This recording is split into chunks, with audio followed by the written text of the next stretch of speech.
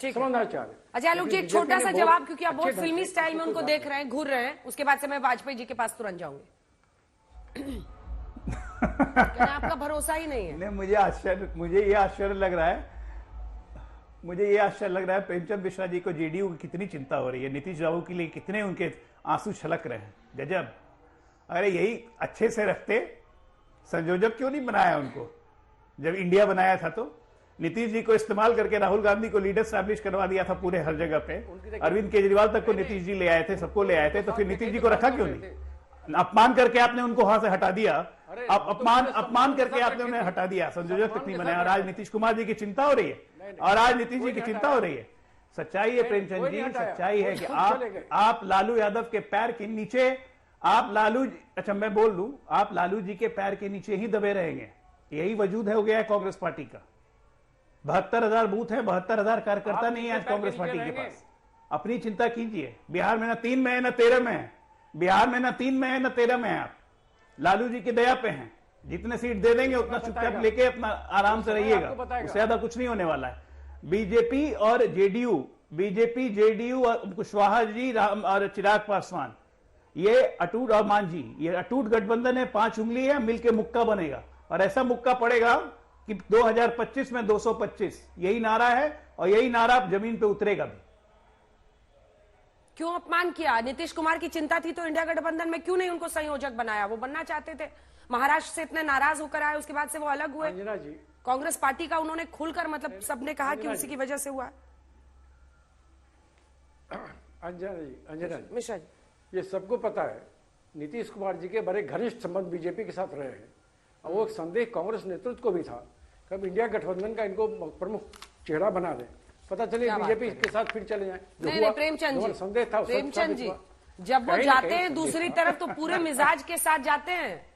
उस समय उन्होंने इंडिया गठबंधन बनाया, वो अलग अलग सबके घर गए, वो चाहे अरविंद केजरीवाल हो, उद्धव ठाकरे हो, सबसे अलग अलग मिलकर उन्होंने सबको एकजुट किया, जो कि आप नहीं कर पा रहे थे, और नीतीश कुमार की वजह से गठबंधन एक वक्त पर बना। नहीं, क्या बात कर? नहीं, ऐसा नहीं, उनका भी रोल था, मैं मानता हूं उनका भी रोल था, कहीं दो मत नहीं, लेकिन वो बीजेपी के साथ उनके इतने घनिष्ठ संबंध रहे हैं, जो हमेशा एक संदेह था कि ये बीजेपी के साथ कभी भी चले जाएंगे, वही हुआ। ठीक है, इस पर वाजपेयी जी भी जवाब देंगे। थोड़ा सा रुक जाइए अभिषेक झा जी, एक बार वाजपेयी जी के पास चले जाए। वाजपेयी जी, आपका हिसाब अच्छा है, एको विधायक नहीं तो फिर मंत्री पद तो मिलना नहीं है, सातों के साथ उधर चले गए हैं बीजेपी की तरफ, लेकिन नीतीश कुमार को लेकर जो चर्चाएं हो रही हैं उस पर भी सुनना चाहेंगे, क्या सोच रहे हैं चिराग पासवान, और अब वो कितना स्नेह रखते हैं, क्योंकि एक वक्त पर बड़े नाराज चलते थे नीतीश कुमार से। चिराग जी, देखिए अंजना जी, एनडीए इंटैक्ट है, हर तरीके से डिमॉन्स्ट्रेट कर रहा है। बिहार में पूरे 5 दल, जो 5 पार्टियों के अध्यक्ष हैं, जिला अध्यक्ष हैं, सब मिलकर प्रचार प्रसार में लगे हुए हैं। और आज का शो भी आपने देख लिया, कहीं किसी तरह की कोई जरा सी भी लेश मात्र भी कहीं मतभेद नहीं है हम लोगों में। अब नेतृत्व सबने मान लिया है कि नीतीश जी के चुनाव नेतृत्व में लड़ेंगे, उसमें कहाँ दिक्कत है। डबल इंजन की सरकार है, बिहार में विकास की पौर लगी हुई है, और क्या चाहिए बिहार की जनता को। और इसीलिए हम कंपेयर करते हैं 55 साल का जो कांग्रेस का और लालू जी का राज था, उससे कंपेयर करते हैं जंगल राज से। क्या क्या होता था, कैसे अपहरण होते थे, कैसे लूटें होती थी, कैसे सुनारों की दुकानें लूटी जाती थी, कैसे गाड़ियों के आगे कीलें बिछवाया करती थी। रामविलास पासवान जी दिल्ली से जाते थे, लालू मुख्यमंत्री थे, एम्बेसडर गाड़ी की सड़क जहां से जा रही है वहां कीलें बिछवा दी जाती थी। वो तो हमने खुद देखा है। क्या से साधु यादव किसी डॉक्टर की जिसके अच्छी प्रैक्टिस है, उसको गाड़ी उठा के ले आते थे और फिर बैठ के समझौता कराते, ये तो हमने सब देखा हुआ है ना, और बिहार की जनता ने भी देखा है। लेकिन बताना इसलिए जरूरी है क्योंकि जो यंग जनरेशन है उसको ये चीजों का मालूम नहीं है। अब ये जब डेवलपमेंट की हम बात करते हैं तो घर घर जाके जल पहुंचा दिया है, घर घर बिजली लग गई है, कहाँ सुशासन में कहाँ दिक्कत है। तो इनको कुछ मिल नहीं रहा तो कह रहे जी मुख्यमंत्री कौन बनेगा, कैसे बनेगा। अरे भाई नेतृत्व स्वीकार कर लिया और स्थिति आएगी मुख्यमंत्री भी बन जाएंगे, तो क्या सीएम पर सवाल नहीं करेंगे, सीएम पर कोई मतभेद नहीं है। सीएम पर तो सब सवाल करते ही है ना। अब क्या है कि वाजपेयी जी आप भी कौन गजब सवाल कर रहे करेगा हैं? कौन सवाल, कैसे गजब कर रहे बताओ। अच्छा बताओ, आप बताओ कैसे गजब कर रहे हैं।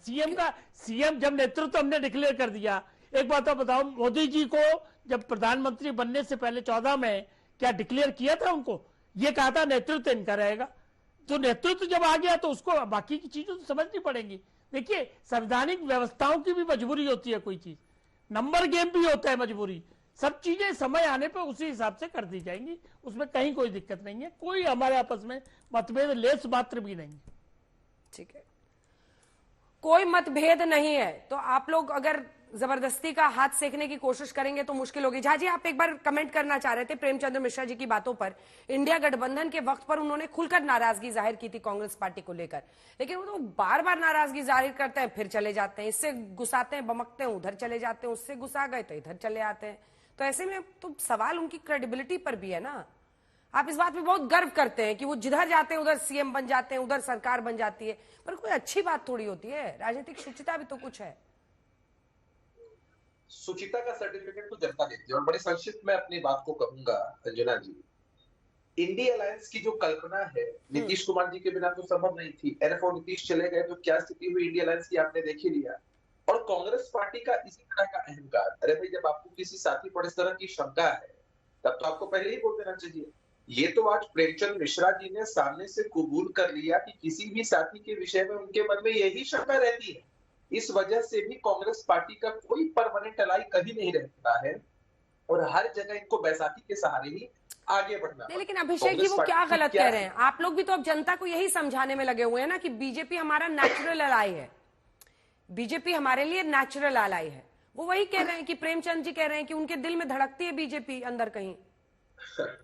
हमारे दिल में जनता धड़कती है और गठबंधन जो बनते हैं वो परिस्थितियों के हिसाब से बनते हैं, अलग अलग प्रदेशों में अलग अलग हिसाब से बनते हैं। नेचुरल अलायंस इसलिए कहते हैं क्योंकि हमने लंबे समय तक समय बिताया था और उस समय की जो परिकल्पना थी, नीतीश जी का प्रयास कांग्रेस पार्टी के कहने से नहीं हुआ था और कांग्रेस पार्टी के सर्टिफिकेट देने के बाद नहीं हुआ था। नीतीश जी नहीं होते तो पटना की बैठक नहीं होती, उसमें कांग्रेस पार्टी का क्या रोल था आपको भी अच्छे से मालूम है। अरे कांग्रेस पार्टी को तो इस बात की चिंता थी कि उनके युवराज को कोई एक्सेप्ट करने को तैयार नहीं होगा और वो चाहते थे कि भले ही इंडिया अलायंस ना बने, भले देश में सत्ता ना। अच्छा, नीतीश बाबू का प्लान क्या, आप बताइए।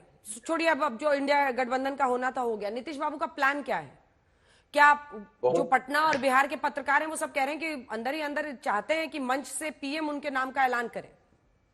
ऐसा कुछ भी नहीं है। नीतीश कुमार जी का के नाम का ऐलान प्रधानमंत्री जी ने कई दफे कई मंचों से किया। अभी आपने देवेंद्र फडणवीस साहब का जो बयान था वो भी चलाया। कम सीटें आने के बावजूद हर गठबंधन चाहता है कि नेतृत्वकर्ता नीतीश कुमार जी रहे। अब समझिए ना, आज के दिन जो कुछ हुआ है जना, इसमें दो परिप्रेक्ष्य आपको देखने को मिल रहे हैं। एक तरफ हमारा एनडीए का अलायंस है, उसमें कैसा समन्वय है, नेताओं के बयान को देख लीजिए, प्रवक्ताओं के बयान को देख लीजिए, और दूसरी तरफ महागठबंधन वाले उनके अंदर कैसा समन्वय है। तारिक अनवर साहब क्या बयान दे रहे हैं कि भाई राष्ट्रीय जनता दल से इतर हमारी राजनीति होनी चाहिए। कांग्रेस पार्टी के विधायक कह रहे हैं कांग्रेस को एकला चलो की नीति पर रहना चाहिए।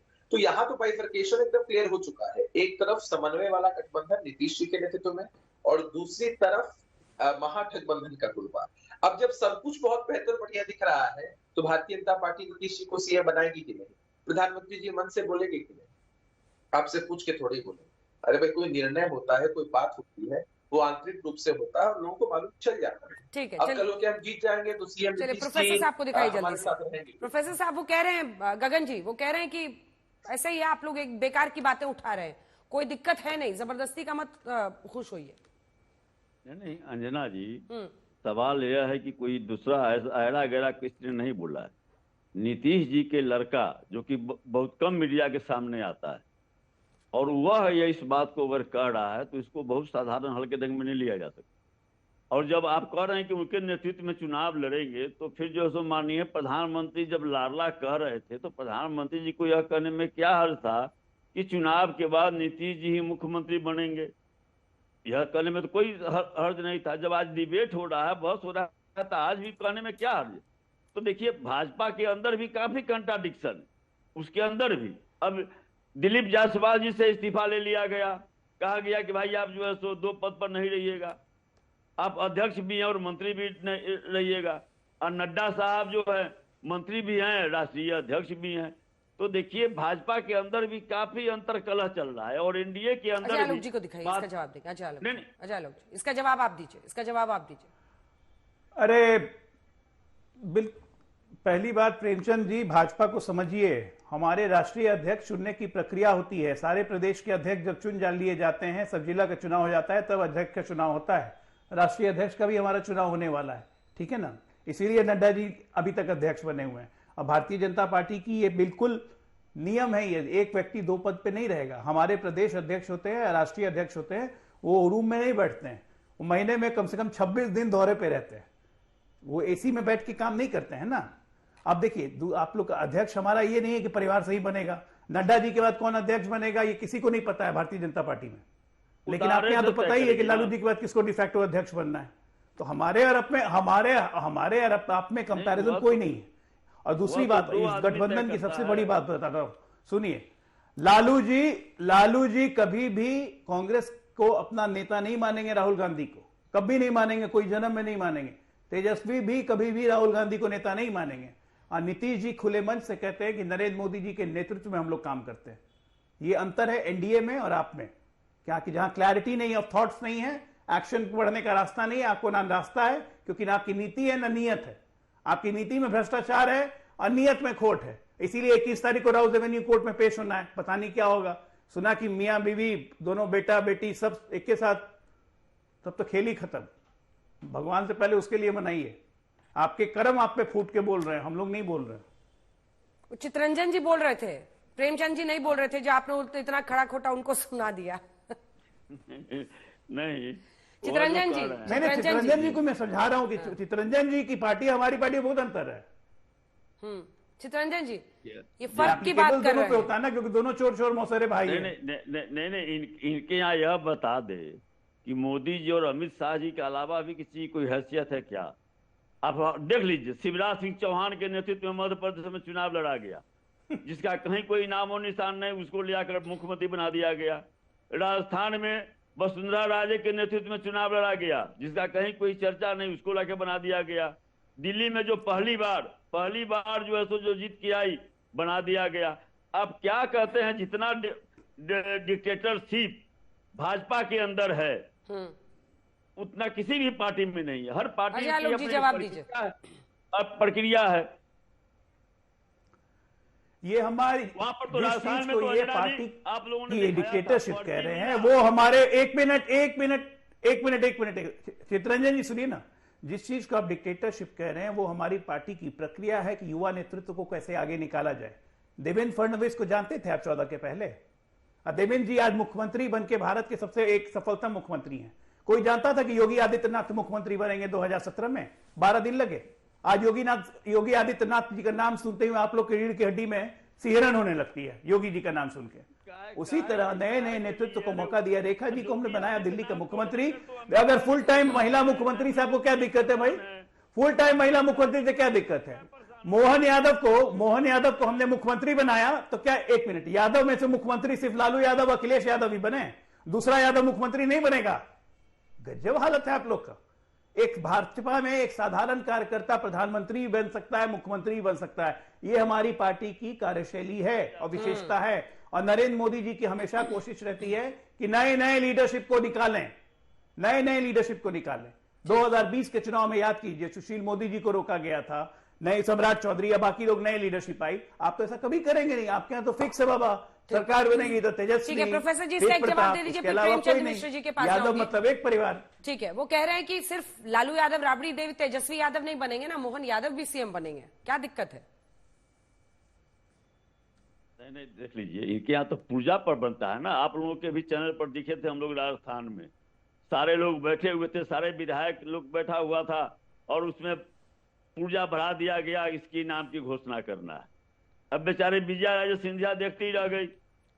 आपके यहाँ अच्छा है प्रोफेसर साहब, आपके यहाँ अच्छा है, सबकी जरूरत ही नहीं पड़ती, सबको नाम पहले से ही पता रहता है कि कौन बन सकता है। आपके यहाँ अच्छा ही सब हेडेक ही नहीं है। वहाँ पर जो जल्दी मजबूत, जल्दी से प्रेम जी चूंकि हाथ उठा रहे थे, 2 लाइन में सिर्फ अपनी बात बोल लीजिए प्रेम जी। देखिए अंजना जी, अभी मैं बीजेपी के प्रवक्ता हमारे मित्र अजय जी उनका सुन रहा था, उन्होंने कहा कि हम लोग नए लोगों को रखते हैं, यही तो खतरा हो रहा है। क्या बिहार में भी नए लोगों को लाने की विचार है क्या? इसी का साथ डिक्लेयर नहीं करेंगे, सिर्फ 2 लाइन, सिर्फ 2 लाइन, कहीं नए लोगों को लगाना, सिर्फ 2 लाइन में जवाब। हमारी चिंता में दुबले होना छोड़ दीजिए, अपनी चिंता कीजिए दोनों को। अरविंद जी, दो लाइन। भाई हैं, एक को 11 तारीख को बुलाया, 11 मार्च को,